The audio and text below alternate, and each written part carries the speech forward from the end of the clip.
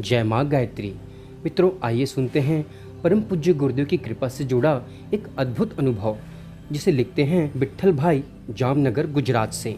उनका कहना है कि अमरेली जिले के बागसरायक मोटा मंदोड़ा गांव के प्रज्ञापीठ में मैं अपनी माँ के साथ 6 वर्षों तक रहा। उस इलाके में पानी की बहुत दिक्कत थी। तब पूरे गांव में एक ही नल टेप था जो सुबह शाम 2 घंटे के लिए खुला करता था। मेरे कमरे से नल तक पहुंचने के लिए जो रास्ता था, उसी रास्ते पर एक मकान बन रहा था जिसकी नींव 8 फीट गहरी थी। कच्चे रास्ते के बीचों बीच खोदे गए उस गड्ढे पर लोगों के आने जाने के लिए लकड़ी का पटरा डाल दिया गया था।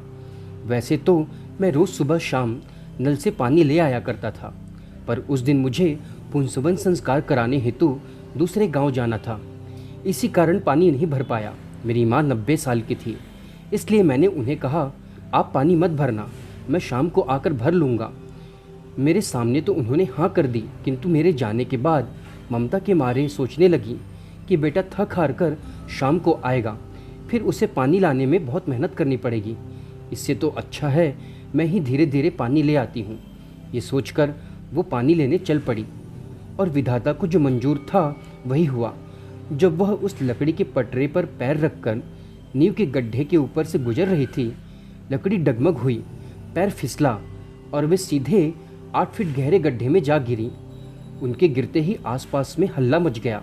पास के 40-50 बच्चे जो पढ़ रहे थे, शोर सुनकर सभी दौड़ पड़े। गड्ढे में टेबल डालकर माँ को बाहर निकाला गया। उनको काफ़ी चोटें आई थी। उनके शरीर पर हल्दी का मलहम लगा दिया गया। उन्हें कमरे तक पहुँचा दिया। शाम को जब मैं वापस लौटा तो बस से उतरते ही लोगों ने मुझे बताना शुरू किया, सुबह पानी भरते वक्त आपकी माँ गड्ढे में गिर पड़ी, उन्हें काफ़ी चोटें आई हैं। इतना सुनते ही मैं तेज़ी से घर की ओर भागा। मेरे मन में काफ़ी चिंताएं बढ़ रही थीं। मुझे तो पहले से शक था कि पानी लेने जरूर जाएगी और गई तो गड्ढे में गिर जाएगी। आखिर यही हुआ। अब अगर इस बुढ़ापे में उनकी हड्डी टूट गई तो उनका क्या होगा। तरह तरह की चिंताओं से मैं घिरा हुआ जब घर पहुंचा तो देखा वो बिस्तर पर लेटी हुई ज़ोर ज़ोर से कराह रही थी। उनका पूरा शरीर गहरी चोट से काला पड़ गया था। वह मुझे देखते ही बिलक बिलक कर रोने लगी। मैंने गांव के ही वैद्य को घर आने के लिए कहा।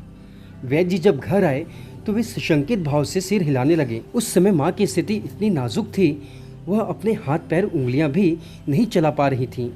उन्होंने कुछ दवाइयाँ दी और जाते जाते कहा, पूज्य गुरुदेव पर भरोसा रखिए, उन्होंने चाहा तो माँ ठीक हो जाएगी।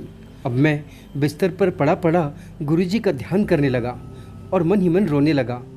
उनसे प्रार्थना करने लगा, हे गुरुदेव, अब तो आप ही कुछ कीजिए। कुछ देर बाद मुझे नींद आ गई। प्रातः उठा तो देखता हूँ कि माँ के कमरे की बत्ती जली हुई है। सोचा माँ तो उठ नहीं सकती, फिर लाइट किसने जलाई।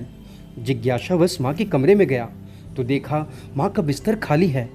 मैं चक्कर में पड़ गया। वह तो हाथ पैर भी नहीं हिला सकती थी। फिर आखिर गई तो गई कहाँ। मैं तेजी से पलटकर कमरे से बाहर निकला तो देखा माँ स्नान करके वापस आ रही थी।